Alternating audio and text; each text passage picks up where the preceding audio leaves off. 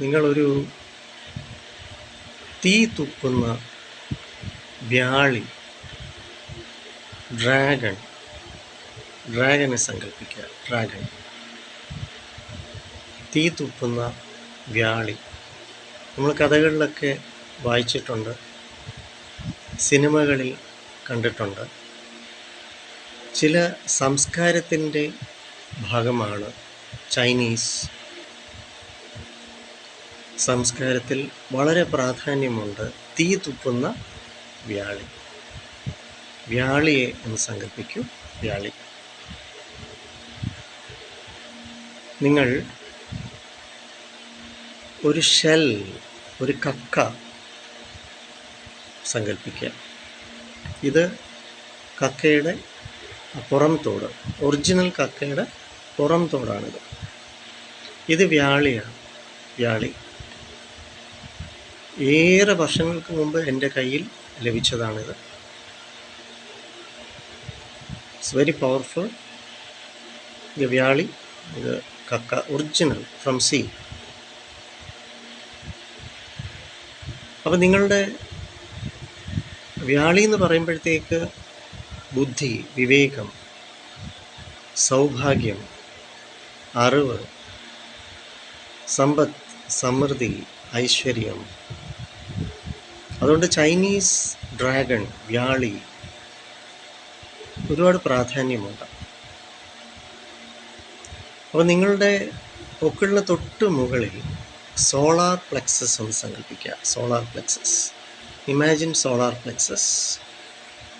നിങ്ങൾ solar plexus ഒന്ന് സങ്കല്പിക്കുക, പൊക്കിളിന് തൊട്ട് മുകളിൽ. എന്നിട്ട് അവിടെ ഫയർ എലമെൻ്റ്, അഗ്നി. അപ്പം നിങ്ങളുടെ വൈകാരികമായിട്ടുള്ള വിദ്വേഷം, പക, അഹങ്കാരം, ധിക്കാരം, മൂഢത്തരം, കുറ്റം പറച്ചൽ, നിഷേധത്വങ്ങളെല്ലാം ഈ അഗ്നിയിൽ അലിഞ്ഞ് ഇല്ലാതെയാകുന്നതായിട്ട് സങ്കല്പിക്കുക. നിങ്ങളുടെ ഉദരത്തിൽ, നിങ്ങളുടെ പൊക്കിളിന് തൊട്ട് മുകളിൽ ദൈവീകമായിട്ടുള്ളൊരു അഗ്നി സങ്കല്പിച്ച്, അങ്ങനെ ദൈവികമായിട്ടുള്ള അഗ്നിയിൽ നിങ്ങൾക്ക് വേണ്ടാത്ത വൈകാരികമായിട്ടുള്ള ഇമോഷണൽ ഡിസ്ട്രെസ്, അപ്പോൾ അതിൽ ഉത്കണ്ഠയും ആകുലതയും വ്യാകുലതയും ഭയങ്ങളും എല്ലാം അതിൽ ഭസ്മീകരിക്കപ്പെടട്ടെ. നിങ്ങളുടെ പൊക്കിളിന് തൊട്ട് താഴെ സ്വാധിഷ്ഠാന ചക്രം, വാട്ടർ എലമെൻറ്റ് സങ്കല്പിക്കുക. അപ്പോൾ നിങ്ങൾക്ക് വേണേൽ സമുദ്രം, അല്ലെങ്കിൽ പുഴ, അല്ലെങ്കിൽ അരുവി, അല്ലെങ്കിൽ വെള്ളച്ചാട്ടം, എന്തായാലും ജലാംശം സങ്കല്പിക്കുക. ജലം സങ്കല്പിക്കുക. ജലം. അപ്പോൾ നിങ്ങളിൽ ജലമാണല്ലോ, അപ്പോൾ നിങ്ങളെ ശുദ്ധം ചെയ്യുന്നു. അപ്പം നിങ്ങൾ ഭസ്മീകരിച്ച അഗ്നി, ആ അഗ്നി അണയ്ക്കുന്നത് ദൈവികമായിട്ടുള്ള ഈ ജലം, ശുദ്ധീകരണം. വ്യാളി എന്നുള്ള സങ്കല്പം വളരെ പുരാതന കാലം മുതൽ സംസ്കാരത്തിൻ്റെ ഭാഗമാണ് വ്യാളി. നമുക്കറിയാമല്ലോ, ഡ്രാഗൺ, ഈവൻ ഡ്രാഗൺ ഫെസ്റ്റിവൽ ഉണ്ടല്ലോ ലോകത്ത് പല സ്ഥലങ്ങളിലും.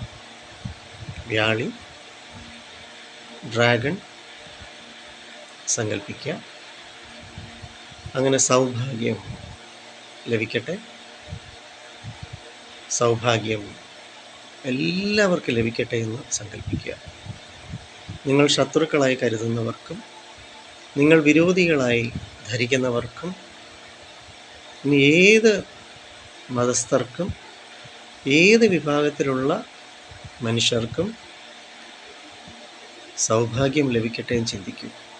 എല്ലാവർക്കും നല്ലത് വരട്ടെ, എല്ലാവർക്കും നന്മ ഉണ്ടാവട്ടെ, ഐശ്വര്യം ഉണ്ടാകട്ടെ, അനുഗ്രഹമായി എല്ലാവരെയും ശുദ്ധം ചെയ്യട്ടെ, മനഃശുദ്ധി ലഭിക്കട്ടെ ഈ ശുദ്ധമായ ജലത്തിലൂടെ. അങ്ങനെ നിങ്ങൾ നിക്ഷേപിച്ച നിഷേധത്വങ്ങൾ ഈ അഗ്നിയിൽ ദഹിച്ചു മാറിയല്ലോ. ശുദ്ധമായ ജലം കൊണ്ട് ഈ അഗ്നി അണയട്ടെ. അതാണ് ഇപ്പോൾ നമ്മൾ ഡ്രാഗൺ മെഡിറ്റേഷൻ. അപ്പോൾ നിങ്ങൾ ഒരു സമുദ്രത്തിൽ കുളിച്ചതായോ, അല്ലെങ്കിൽ ഒഴുകുന്ന പുഴയിൽ നീന്തി കുളിച്ചതായോ, അല്ലെങ്കിൽ നിങ്ങളൊരു വെള്ളച്ചാട്ടത്തിൽ കുളിച്ചതായോ സങ്കല്പിക്കുക. ദൈവാനുഗ്രഹം സ്വീകരിക്കുക. Water element, fire element. എല്ലാവർക്കും നന്മയും ഐശ്വര്യവും അനുഗ്രഹം, ദൈവാധീനം, ഗുരു കടാക്ഷം ഉണ്ടായിരിക്കട്ടെ. നന്മ മാത്രം. ലോക സമസ്ത സുഖിനോ ഭവന്തു.